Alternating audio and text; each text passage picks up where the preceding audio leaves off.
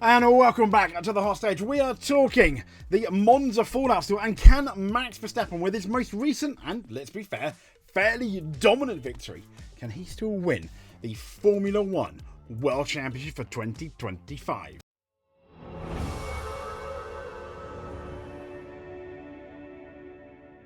Well, one journalist doesn't seem to think so. The count will be paused, they say, but surely not stopped. At 4 titles, Max clearly remains the best out there. Yes, he's saying the count is going to be paused, at least for this year. So Max was asked, even as early, if you want to say, or as far back, if you want to say, as June, about his 5th title. And he said, if you look at the standings now, that is not very realistic. I'm very honest about that. And I think that was when he was like 69-ish points away from the championship. Now he's let's have a look. He is 96 points away. Even less likely, or is it? So, someone's put here, and I think it's quite funny, who needs a serving of delusion? There's still a mathematical possibility the Drivers' Championship ends like this. Verstappen 354, Oscar Piastri 453, Lando Norris 452. So, if you believe in parallel universes, this will happen at some point. But this requires, for this to happen, Max winning all races and sprint races left, and at least one disaster race for Piastri. When they say disaster, I'm assuming a DNF. So we've got Azerbaijan. Max needs to win it, and if you can look at 25, Azerbaijan, he's saying Piastri could go out, Lando an 18.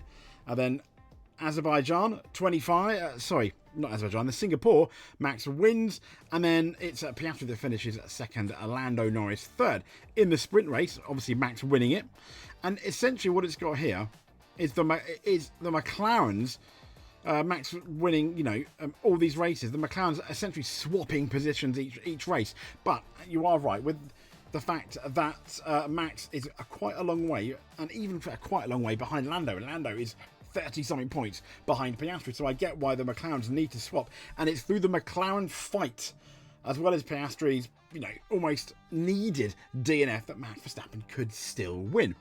Well, we saw in 2023, he won a lot of races, he doesn't have the same car.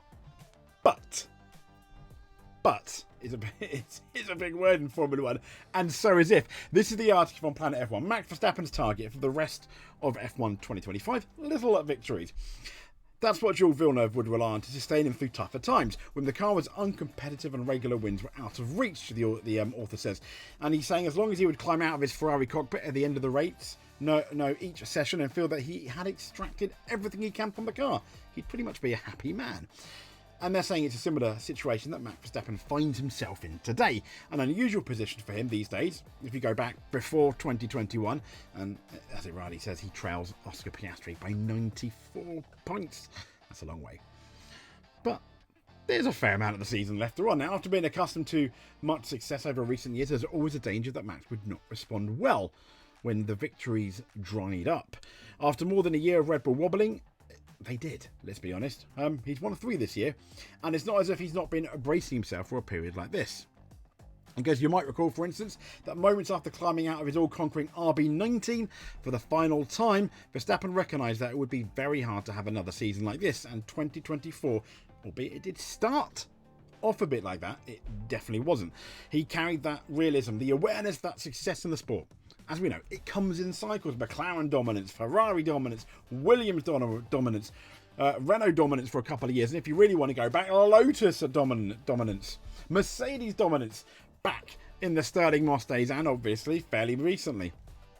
So it says here, he is almost certain to be dethroned at the end of the year. The count paused, but surely not stopped. So what's left for Max this season? They're talking about those little victories.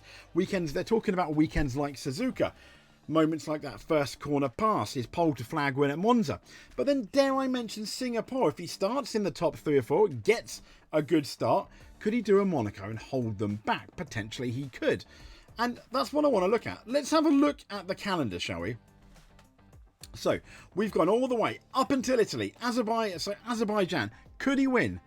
Well, you've got the long straights here. We know that Red Bull is fast on the straights. Yes, there are turns, but if they had a slight compromise that worked, it's certainly possible. Singapore, if he gets in the lead, it could happen, couldn't it?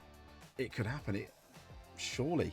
And when we go to the USA, very much reminds me of Silverstone with the types of corner, with some of the types of corner it has. Yes, towards the end of the lap, it's a bit more Mickey Mouse with the corners for a couple of them, but it's still, for me, very Silverstone-esque, a fast flowing circuit. That McLaren is stronger. But if you remember, Max Verstappen was still in the line for the hunt for victory, potentially, until he had that whoopsie-daisy behind the safety car. Mexico, Max Verstappen won there before. It is a track of two halves. Very fast. And then you got the turns. It is a compromise, but once again, Verstappen could do well there again. Brazil.